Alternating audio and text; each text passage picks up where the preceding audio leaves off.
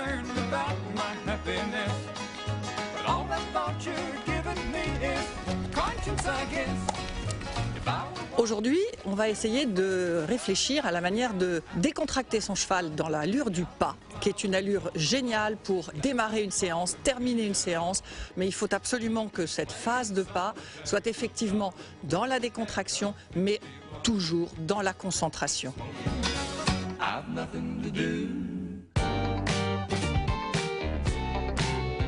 Marcher au pas, c'est une phase dans laquelle le cheval se décontracte, dans laquelle la colonne vertébrale se relâche et joue en souplesse. On peut pratiquer par exemple des petits exercices comme celui que je vais vous montrer.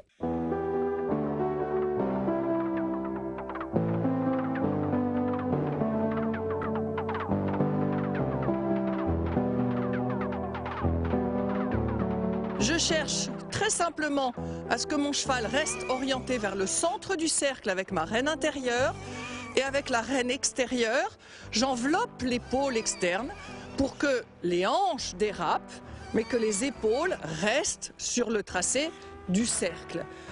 Et là, j'ai proposé à mon cheval sur chacun des postérieurs de s'engager et je peux ensuite lui demander d'utiliser les deux postérieurs ensemble et de se déplier vers l'avant.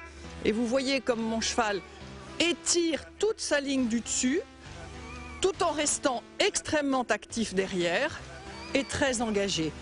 Et là, j'ai un cheval qui est avec moi, qui est pour moi, tout en étant très relâché.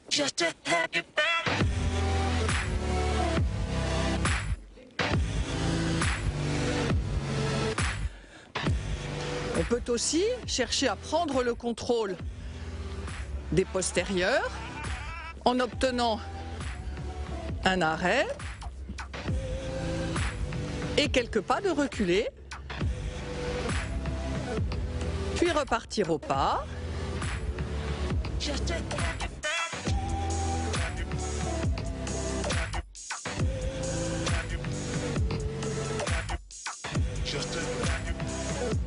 Et voyez comme le cheval s'étend et va dans mes rênes, il va chercher le contact, c'est lui qui vient vers ma main.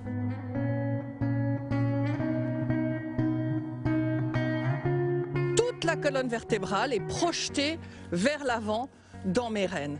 Et à partir de là, j'ai un cheval qui est complètement étiré, étendu et en même temps parfaitement soumis. Ses propres états d'âme, ses propres pensées sont totalement oubliés et le cheval est complètement avec moi. Et il ne faut jamais oublier que c'est le cheval qui doit aller à la main et non pas la main qui doit aller chercher le cheval.